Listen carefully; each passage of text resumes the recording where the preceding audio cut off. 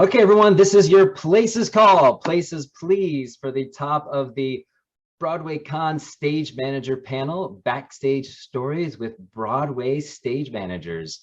We've got a wealth and depth of experience and great people who do some stuff on Broadway and say things like go.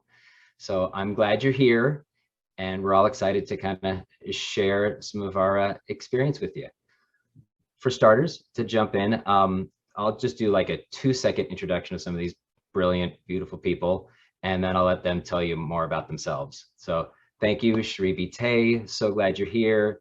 Tiffany, a pleasure to finally be on a panel with you after dancing with it for so long. Michael Passaro, a man I've looked up to and respected for so long. Always a pleasure to hear from you. And Kenny McGee, my dear, dear friend, who I'm so honored to have swam the 7 seas with on The Little Mermaid. So that's a quick little introduction. I'll let each person share what I like to call their origin stories. If you were a Marvel superhero, what would the first installment of your franchise film be? Kind of that idea. A little background, career highlights, and then we'll start to dig in a little deeper. So for starters, why don't we go backwards? Kenny, you want to kick us off? Sure. Hi, my name is Kenny McGee. I am born and bred New Yorker. I was born here in Brooklyn and got my start working at the Roundabout as an intern, and then got my equity card doing theater works, doing children's theater. And first Broadway contract was a show called Bring in the Noise, Bring in the Funk.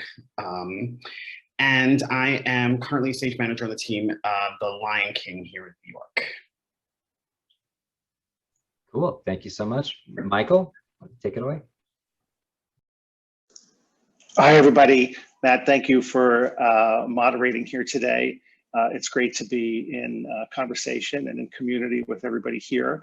I did want to acknowledge that I am speaking to you from Midtown Manhattan, which is the ancestral unceded territory of the Lenape people. And I want to give sort of an acknowledgement of that because I think it's so profound in and of itself.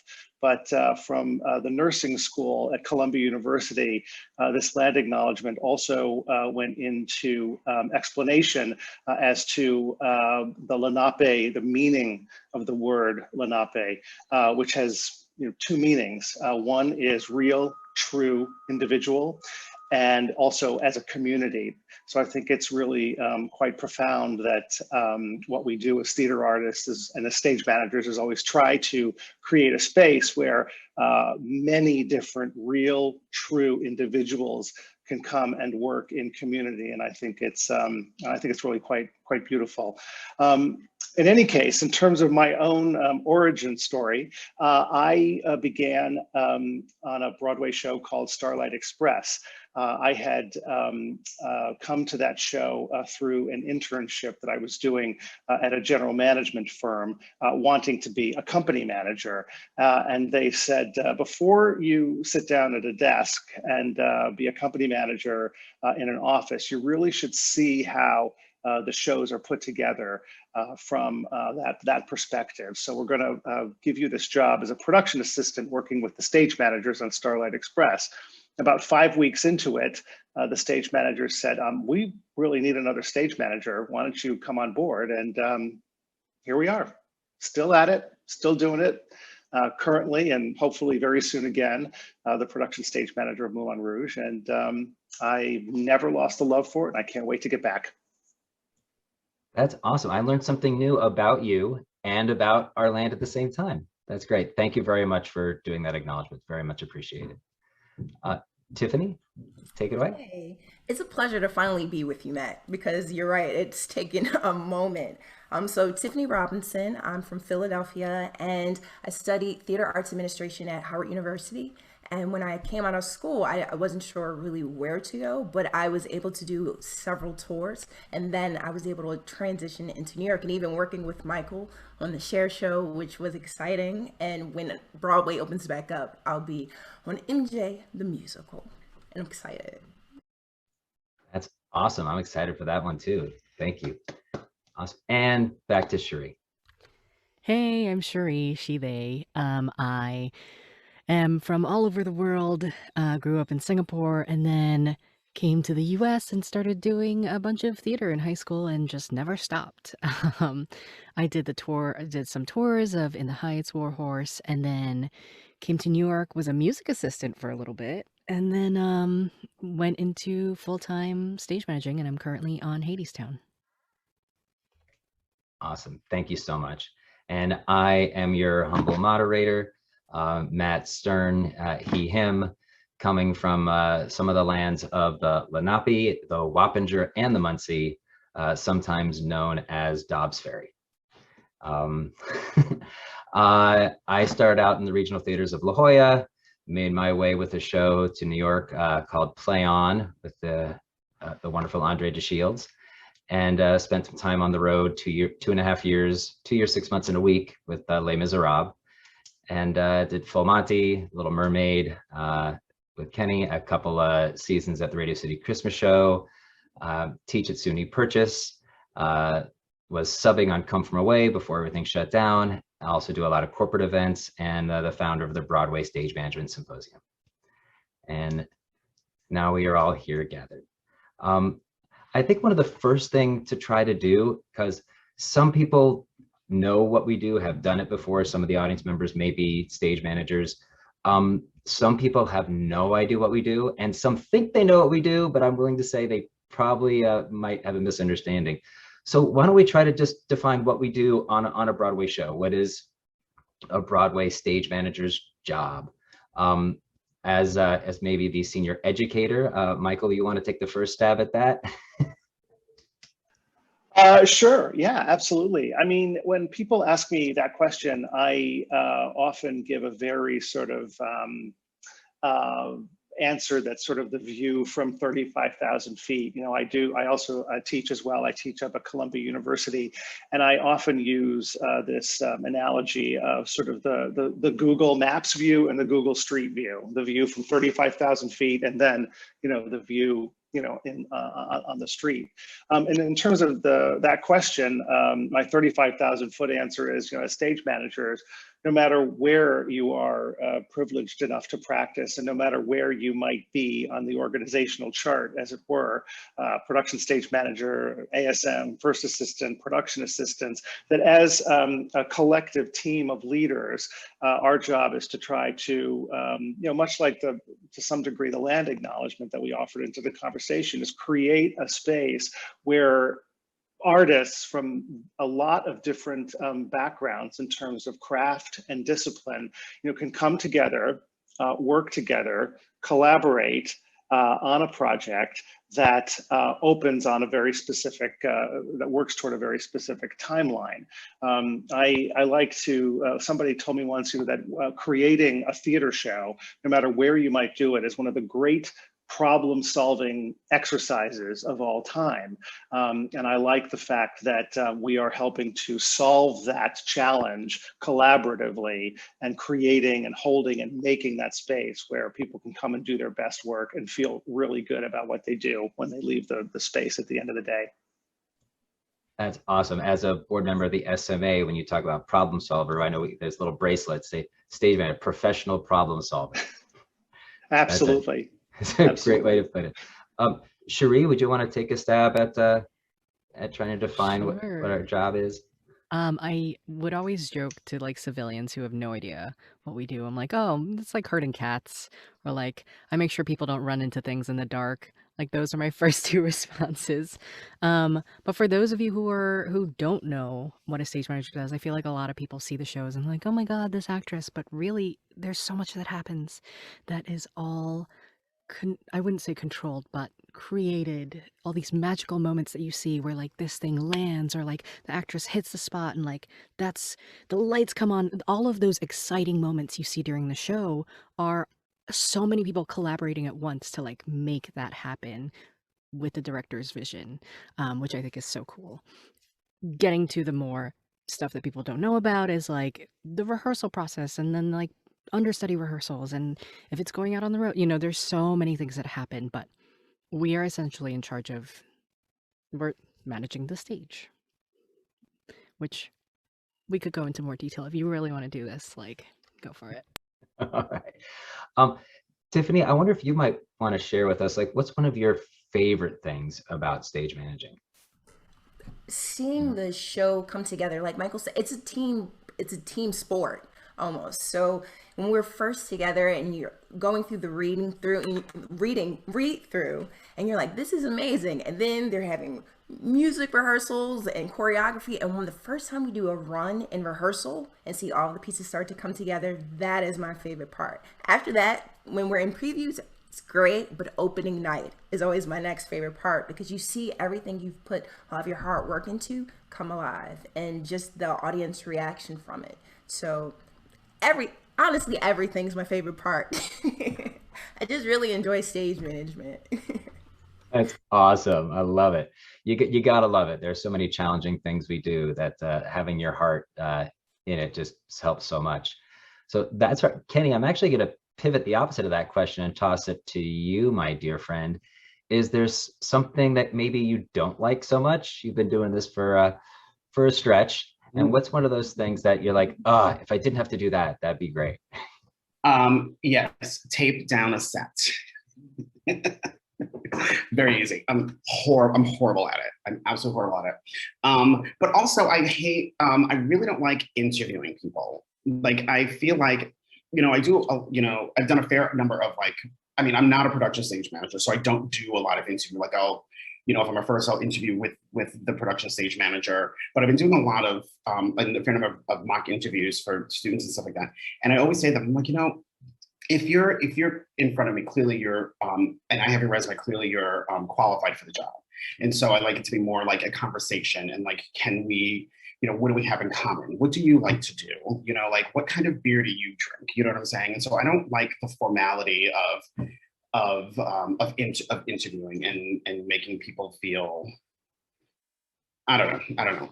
That's just one of those things. You know what I mean? I feel like Tiffany, we met for SpongeBob, and I feel like it was a great conversation. You know what I mean? Like, girl, come on. You know what I mean? And that's kind of more what I like. I like to get a vibe of like what people like, and can we get along, and can we sit in a veal booth, for 117 hours a week together and not kill each other and stuff like that. So I think Sheree wanted to jump in on that too. That's exactly what I was going to say. Like, if I can't spend 17 hours a day with you in a small enclosed room or have dinner with you, like, it's not going to work out. Yeah, those best interviews are always the ones that aren't like an interview. It's just like a first date.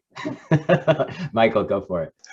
No, I was just going to sort of capitalize on what Kenny said in terms of taping out the floor.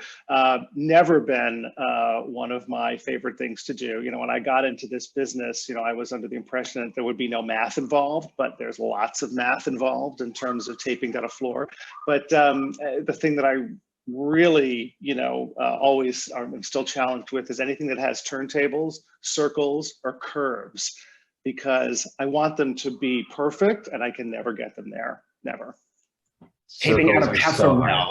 Taping out of Passaro is the worst. Oh my God. I just want to lay it, like, taping down, for anyone who might not know, is when we literally put tape on the floor to represent the ground plan of the set. So this allows the actors and director and choreographers to have an idea of what the physical layout of that scene or that act or that number might be, and often quite ignored by those very same people. So it's fun. So let's do hardest set you've ever had to tape down. Tiffany, or anyone, just jump in. Good. Going off of, all right. Yeah, go ahead, Tiffany. I would say the hardest was Motown. I feel like Motown was the hardest because it felt like it kept changing parts because we were on tour. And so that's why part of it was a little different, because we were just trying to make sure that it fit properly in the theater. So Motown. Cool. Cherie, you have one? Yeah, one of the harder ones was in the Heights in DC, just because everything was platform with like a ton of stairs, and then stairs leading to other stairs, and then stairs leading to other platforms leading to other, and that was because of levels. However, I Hadestown has so many curves. It has like 3 turntables and like everything else is a curve. And that was so much fun to tape out. You're a glutton. That's awesome. For me, it was Radio City when I was doing a workshop of their spring show. And that had a couple set pieces that was basically like birthday cakes. It was a circle on top of a circle, on top of a circle, on top of a circle. So it was all these layers of circles. So it was like, oh, sitting in with string and chalk and crazy. Michael, you had one you wanted to? I was trying to see if I could find any of my photos of the rehearsal room tape out for Moulin Rouge, which was quite extensive, included a passerelle and all kinds of other things. But if I do find them on here, I'll screen share so I can show them. Awesome. That's great. Thank you so much. You know what I just kind of realized is very interesting about the group we have here today is that for the first time, I think on any panel I've ever been on, it's more assistant stage managers than it is production stage managers. And I'm fascinated by that. And I really would like to dive into that a little bit because as ASM, we get to be kind of more feet on the ground and more into, to refer to what Michael said about that street view, as opposed to that 35,000 foot view. We spend more time in that version. And I'd be really curious to see, Tiffany, Cherie, Ken even want to jump in.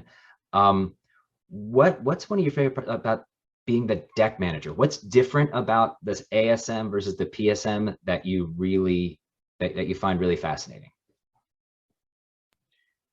Working with the crew backstage.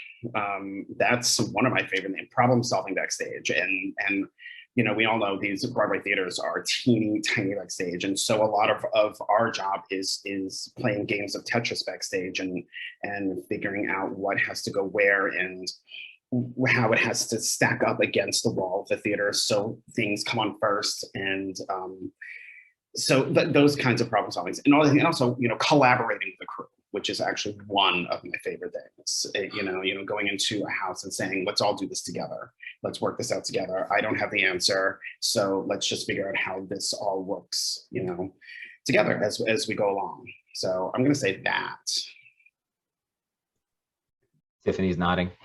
You want to expand on that a little? Yeah, absolutely. I think that was what I was going to say, is being able to have the connection with the crew, but then also the cast, because I like to be able to assist, because if anything goes wrong, you're the first person that they go to. So being able to solve all those problems quickly and making sure that they feel safe and secure is one of my favorite parts too, because that's important, that everyone backstage feels safe.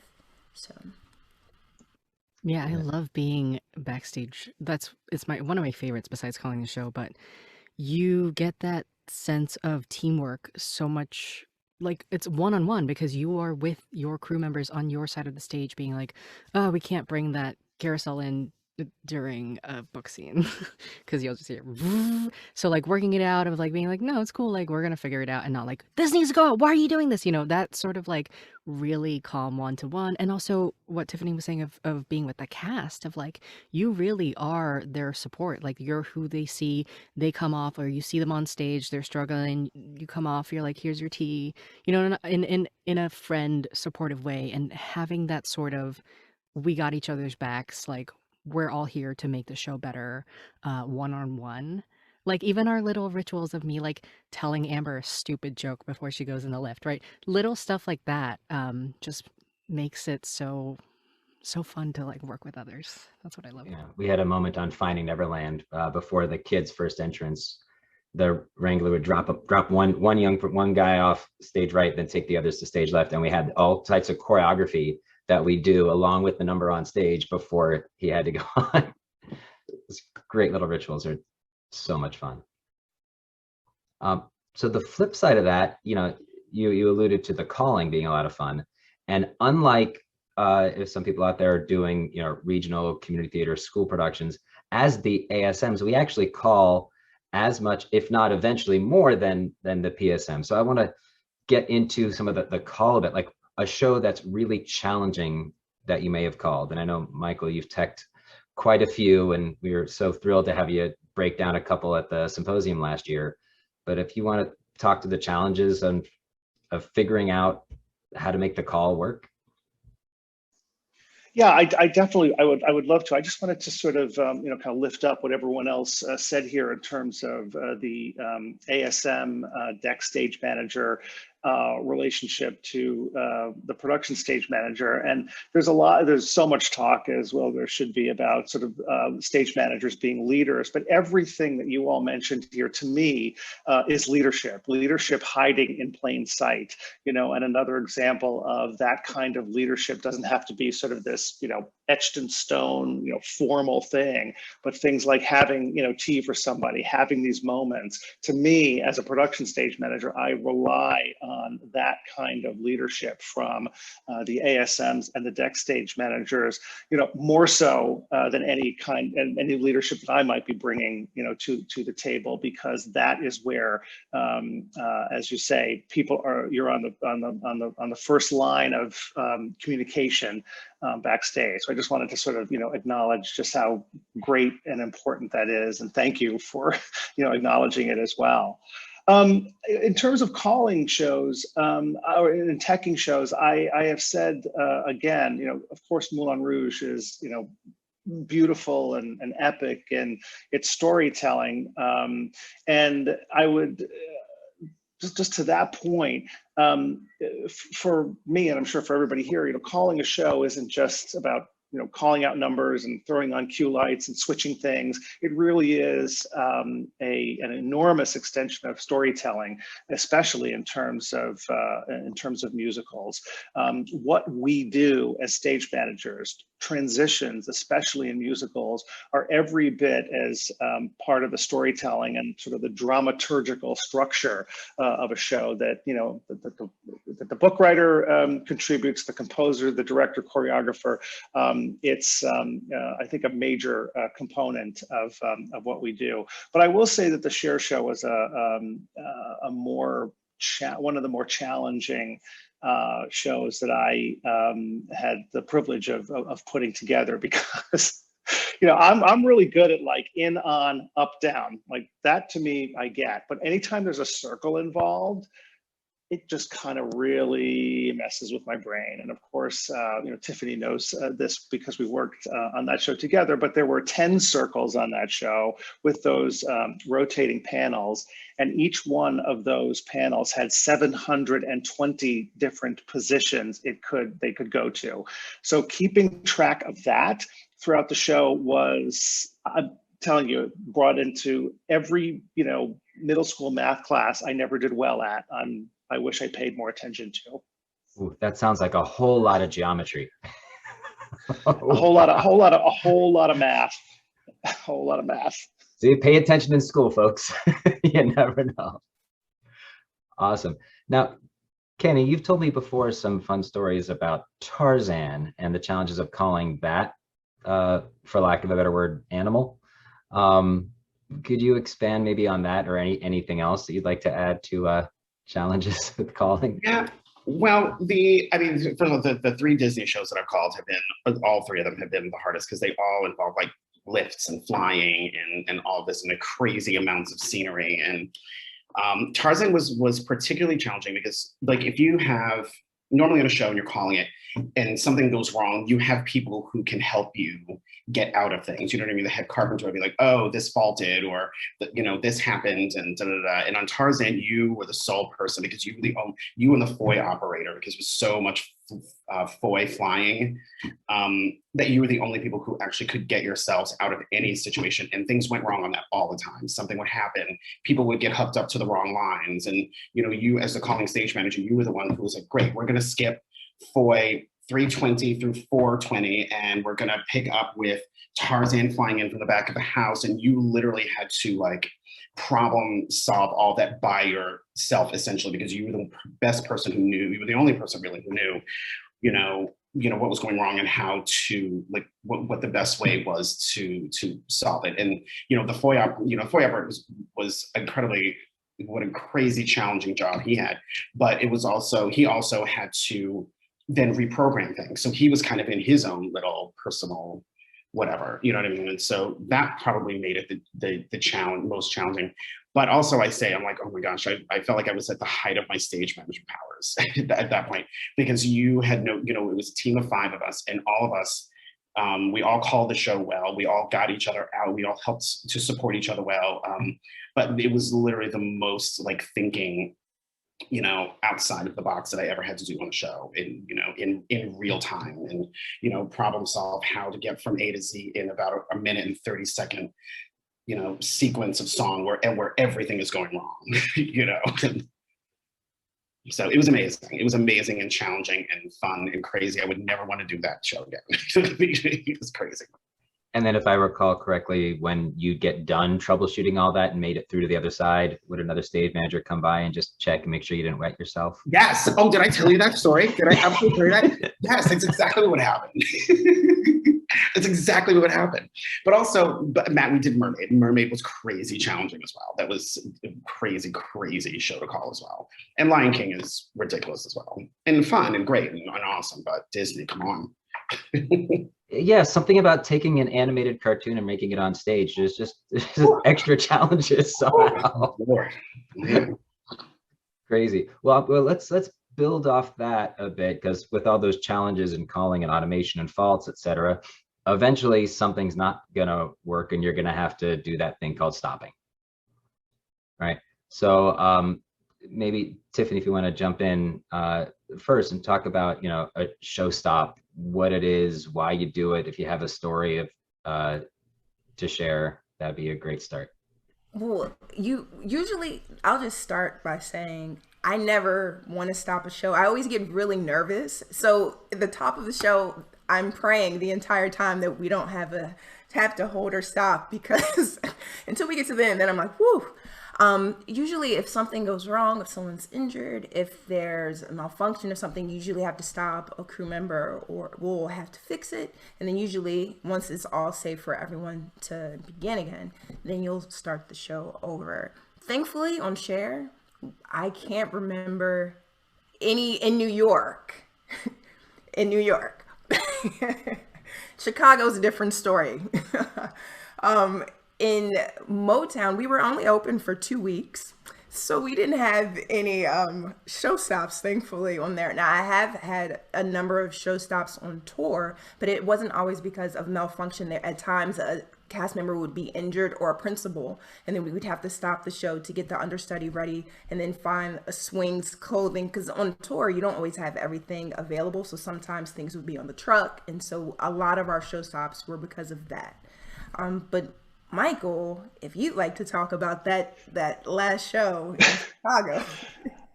Yeah, I mean, this is not so much a show stop as a show no go, because the last performance in Chicago, Sunday matinee, on the Saturday evening that week, the second to last show, late in Act 2, there were 2 enormous pivoting walls that basically took up the entire stage on the Cher show, that each had 5 of these rotating panels that I talked about earlier. But that was essentially the entire set, and those moved to various positions to indicate different locations. The panels opened up to, you know, let people in and out for entrances and exits, things like that.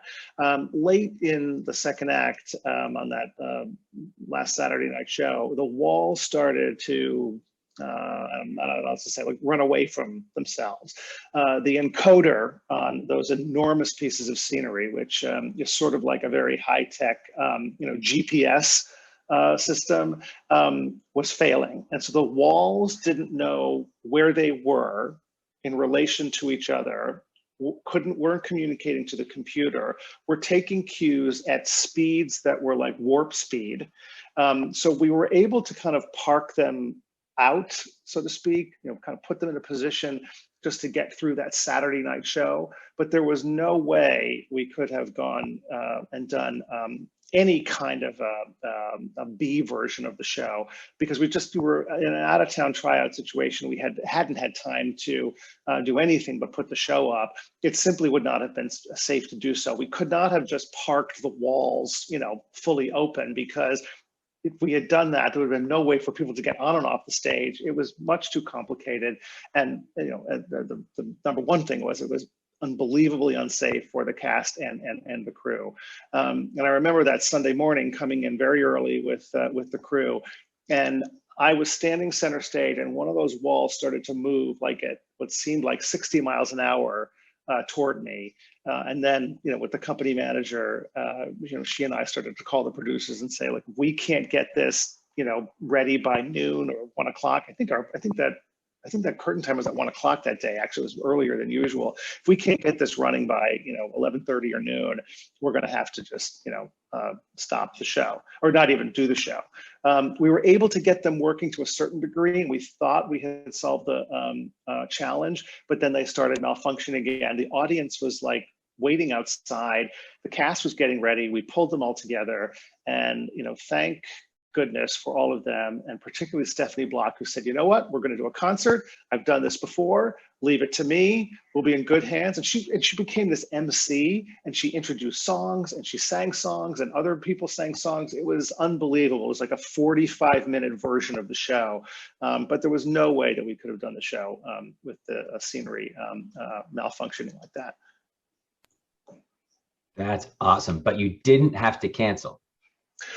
We gave the audience a nice send off to our Chicago out of town tryout, I think. So. Wow. We came close to that on Mermaid once, where all the automation was completely overheating. We're literally on the stage talking with Schumacher and Michelle, and they're like, okay, so we can bring the waves in locally. We can bring everyone downstage in chairs, and we can do a concert version. And then I think that's when Dave Benkin said, yeah, well, we just took the air vent and shoved it into the back of the of the drives, and that cooled them enough so that they could work. This is like 15 or 20 minutes after supposed curtain or something like that. So crazy. Any way you can get the show up. Matt, do you remember we also had the time that the set was in emergency stop? Do you remember that? We had to delay the show for an hour. They had to call Montreal, who like built our deck. We had to delay the show for an hour. Yeah, we had a lot of challenges with our scenery. I love Canada, but the scene shop that it was built in did not necessarily do a great job by us on that show. And the crew was often rebuilding that set at different points during the run. Challenging. How about over at Hadestown? How's that? How's it going over there? Like on all shows, we try as much as we can to not stop, unless it's a safety issue. Then absolutely. On like Warhorse, sometimes the legs of the horse would like disconnect, and the horse would just trot off stage, and you get on the mic, you're like, good evening, we have to, whatever. At Hadestown, we try as much as we can not to. The only time we stopped was when the house manager came in and said that a lady in the house had fainted. So we stopped the show and got her all up and running, made sure everyone got off the stage, and tell everyone where we're starting from, tell the band where we're starting from, all of that communication, and then tell the audience, all right, please take your seats, and then resume the show. Other than that, in terms of stuff stopping or faulting, I always tell people that hopefully you're working on a show where everyone is collaborating with you, where you trust your crew members. Like I trust my board ops so much that I know that if something does happen, they're already working to fix it. I just say, hey, I see that faulted. Just let me know. He's like, yep, already resetting it. He's like, let me know when you're good to send. I'm like, yep, send it down. And that's the kind of flow that you want. If something does happen, you want people to have your back, Yeah, Mermaid with Kenny was really the show that taught me how to become really comfortable stopping. We did that often. Michael, you wanted to jump in? Yeah, I'm going to say something or offer something into this conversation that may be a little controversial. And I know that there's a lot of conversation these days about the show must go on or the show must not go on in terms of physical and emotional health and wellness, all of which I agree with 100%. But I've also, in the course of my career, managing these very large scale musicals with 110 automated scenic effects and 1,200 light cues and sound consoles that are very complicated and computerized, that I have somewhat come to the conclusion that the show must not go on if some of those things are not working. And it's not necessarily the stage manager's job to figure out how to make it happen. And I learned this, or came to this thinking when I did a show called Chitty Chitty Bang Bang a few years ago, which had an enormous amount of very complicated computerized scenery and a car that flew over the audience that sometimes didn't really behave that well. It was a show that came over from the West End in London, and those producers and the stage managers from London had come up with literally 3-inch binders of every possible scenario that could have happened with the scenery and what you might have done if any one of those conditions happened. And I can tell you that after spending hours and hours and hours and weeks of putting this together, every time we had to stop the show, it was never because of one of those things in the book. And I just finally said, listen, if directors and choreographers and producers want to direct, create, design, and produce those kind of shows, it's up to them to help us collaborate and figure out how we get out of those situations. But it's not, I've never really kind of, in this day and age, come to think that it's really our job or our responsibility to do that. Oh yes, here, absolutely. I'm a big fan of the idea the show must not go on. All those learnings from Mermaid definitely went into when I went into Spider-Man. It just isn't worth it. It just isn't worth it in my estimation. That's my opinion, but there you have it. I always like to say I'd always rather stop when maybe you could have made it through than try to make it through and maybe you should have stopped. It's not worth it. Audiences are so forgiving. I mean, Spider-Man thrived off of people wanted to see the show stop. The power of the suspension of disbelief is really huge. So let's not. It's not a problem. And I always go with two things. If anyone is unsafe, traps, flying, automated scenery, or if you can't tell the story, just stop. I mean, I had that happen on Les Mis, the end of the barricade when Valjean's supposed to rescue Marius and the turntable's facing the wrong way. So the whole final barricade, the actors are shooting at the audience instead of upstage. Whole nother thing to worry about now. But back in the 90s, it was like, all right, just keep going. But you couldn't see Valjean rescue Marius. So at that point, it's like, yeah, now we have to stop. You can do the whole final battle that way, but at that point, just stop. No, it's no big deal. Really is not. And then it is something to get used to though. And I know in my classes at SUNY Purchase, you have to learn how to stop because it is very nerve-wracking. It's so nerve-wracking, and culturally we're so conditioned. You're like, gotta make it through. And it wasn't until Mermaid where it's like, we needed to just stop. It's okay. Stop, fix it, move on, Zygusant. Whew, all right, that was a fun one. I like that topic. We can do a whole panel just about that. But I think I'd like to pivot here a little bit. Come back to Michael, you were bringing up the idea of leadership and how important that is.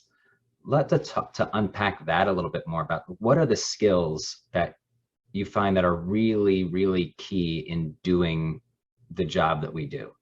I know we talked about the interviews like Kenny was talking about earlier, just getting to know someone and you assume they have the skills, but what are the things that you need if someone wants to be a stage manager, wants to go into this job? What advice do you give them? What skills do you want to cultivate? Cherie, do you want to jump in first on that? Since you have so many skills and wear so many hats. I feel like you should learn everything that you can and you will never stop learning. There's no such thing as a perfect anything, really. Anything that you learn will most likely be in some way helpful to you as a stage manager as a whole. Learning how other crew members are doing their jobs, taking an interest in it, learning how to walk up a ladder when you have arthritis, like things that you don't think about, right? You're always learning. And I feel like learn as much as you can. Don't feel like you have to know it all. And if you don't know the answer, say, you know what, I will get back to you on that. And that's my big thing. Cool. Kenny, did you want to jump in there? I'm going to say empathy. I think empathy is probably the biggest thing that we need, that a stage manager needs. You don't know what anyone else is going through. You know what I mean? Like, you may have a cranky actor or crew member, but you know what? You don't know what's going on with them. You don't know what's happening at home. You know what I mean? So, I really hate, people who rush to snap judgment about situations like that. You know what I mean? Or even if you have had a bad experience on a particular project with a performer or something, you know what I mean? Not bad mouthing them, you know what I'm saying? Because they could be going through a divorce, you know what I'm saying? You just don't know. So just don't make assumptions about things like that, and always be there to listen and say, hey, I have your back. You know what I'm saying? I think that's one that is, for me, the most important thing. And it really, because so many people in so many departments have to be able to trust us and come to us and stuff like that. And you know what I mean? And if they feel like they can't, then what's the point?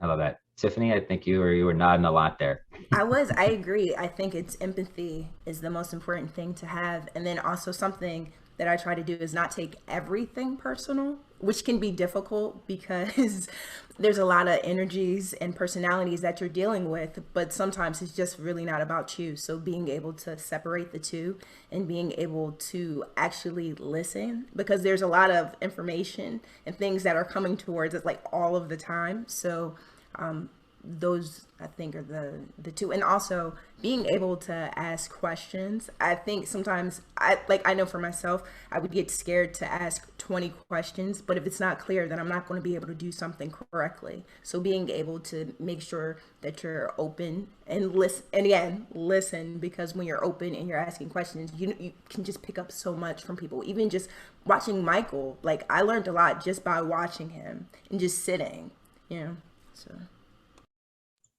I love that. Lifelong learning, listening, leadership, a lot of L's, empathy. The thing that fascinates me is that none of those things are about paperwork, charts, plots, or calling cues. And that's something I think that sometimes gets missed in the understanding of what we do. To go back to our very first question, like what do you do? We lead people. We listen to them. We are the caretakers. We do create those safe spaces that Michael was talking about, and working with people. So much about people, and whether that is huge superstars or dresser number 5, it's from top to bottom. We find a way to take care of everyone and make everyone able to do the best job that they can do. Which for me, I'll answer that question. That's the most exciting thing for me. That's why I love understudy rehearsals. When your understudy goes on, you're like, yeah, you rock and roll. That's awesome. So let's take another little pivot here. I remember, Cherie, when I came to see a run through of getting a band back together in your studio back in the day. And I feel like it might be nice to discuss a little bit about that developmental process a little bit, because shows don't go straight into Broadway usually. MJ might be one of the exceptions given the way the last 18 months have gone. And I know, Kenny, you had some experience doing In the Heights back in the early days, but so maybe we can talk a little bit about the process a little bit. And Sheree, if you want to kick it off there. Yeah, I've done so many developmental stuff, from 29-hour readings to labs to workshops to all of, even now, Zoom readings are happening. And Hadestown took 12 years to get to Broadway. So a lot of these shows that you've seen, start from someone having an idea, and then where does that go from there? How do you get it to the theater? How do you get a producer? How do you get the theater in question? How do you get the artists?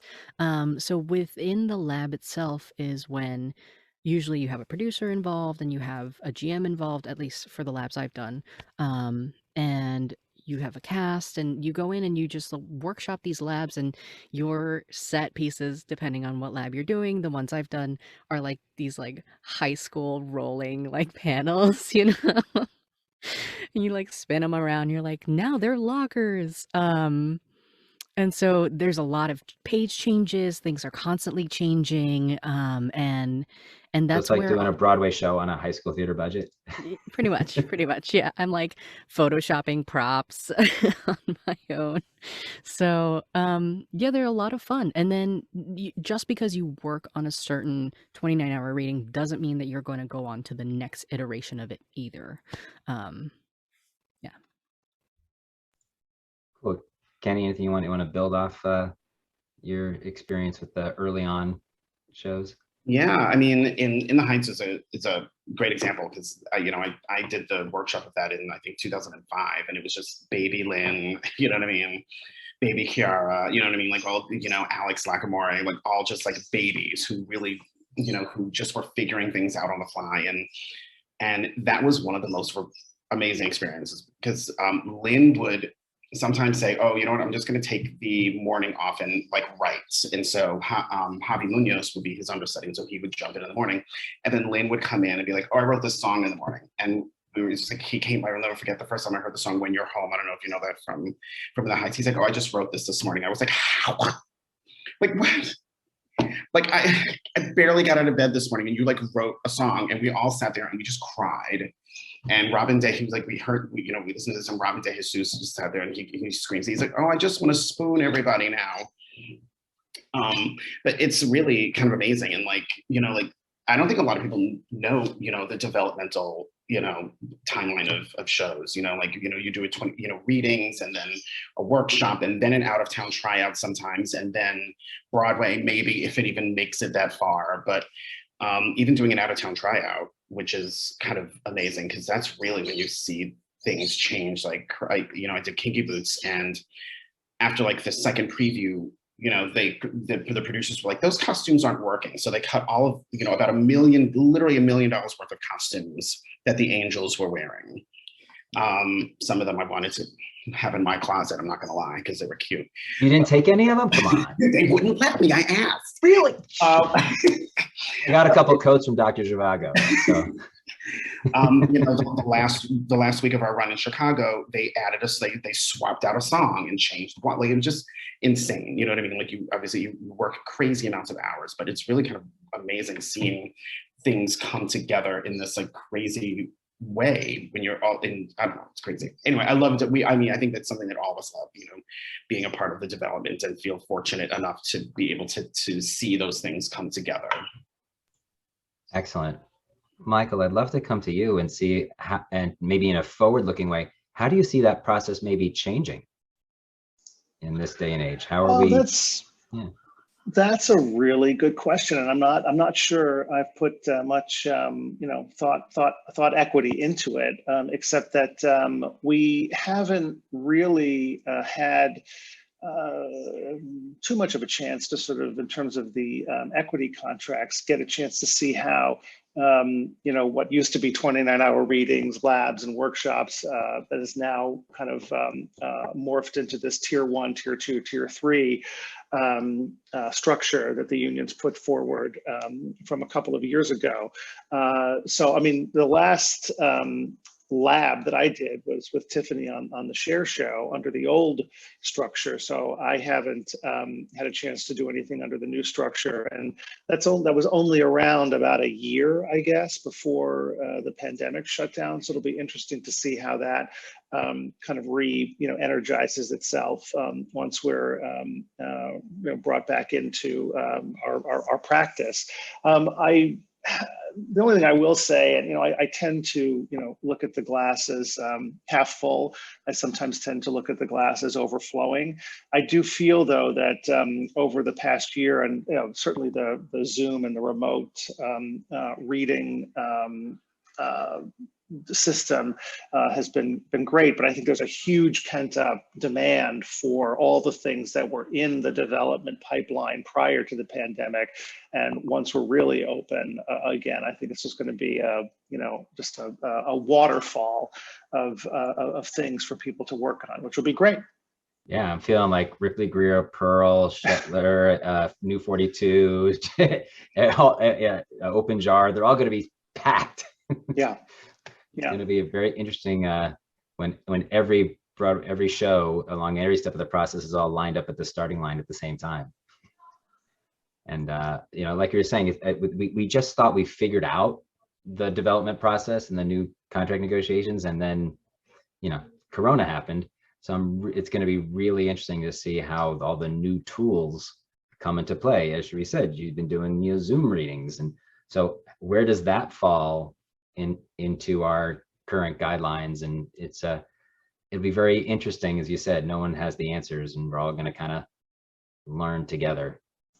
I mean, I do also think that the remote hybrid, development system and experience system of not only using it for the developmental process, but for the performance process is something that is going to be, with us, I think, in a good way after we're all, performing live again. And I don't, mean to say that we're gonna, everyone wants to get back to the live space, but there is so much value on many, many levels of the remote experience as well, in terms of not only from producers, I think, in terms of making it more cost effective to develop things, but I think in terms of access to the theatrical experience, even though it may not be live, is I think a brand new, beautiful landscape that we should be thinking about in terms of people, humans who may not be able to access theater experiences for whatever reasons, disability, barriers to entry in terms of finance or whatever the case might be, that experience delivery system, if you will, is going to be with us for a while. At least I hope it is. And we learn how to make it, really work. Yeah, very, very excited about that. Seeing where this all goes, because it is, we've got a whole lot of learnings in a lot of different ways to bring back into our work. So let's build off that. I was going to go another direction, but maybe we'll come back to that. We got about 10 minutes left. And what is it about coming back to work that both kind of excites you and maybe scares you? Like, where are you as far as the energy of getting back into the room, and what are the concerns, and what are the what are you concerned, and what were you so thrilled to experience again? Anyone feel like jumping in there? The community. I feel like we missed that, and hugging people, and can we even hug? But also, we have a lot to deal with when we get back. You know what I mean? It's not just COVID. It's all the, Black Lives Matter and stuff like that. And it happened at a time where none of us were together. So we all have to, as a community, deal with all of these things. And it's a lot, you know what I mean? In addition to going into rehearsals and figuring out, how to do shows in this time of COVID, so I'm nervous. I'm not that I'm nervous, but I'm thinking a lot more about it now that things are, becoming more and more of a reality, for possibly the fall. But I'm like, oh yeah, we have a lot on our plates that we have to deal with in addition to getting the show up, you know what I mean?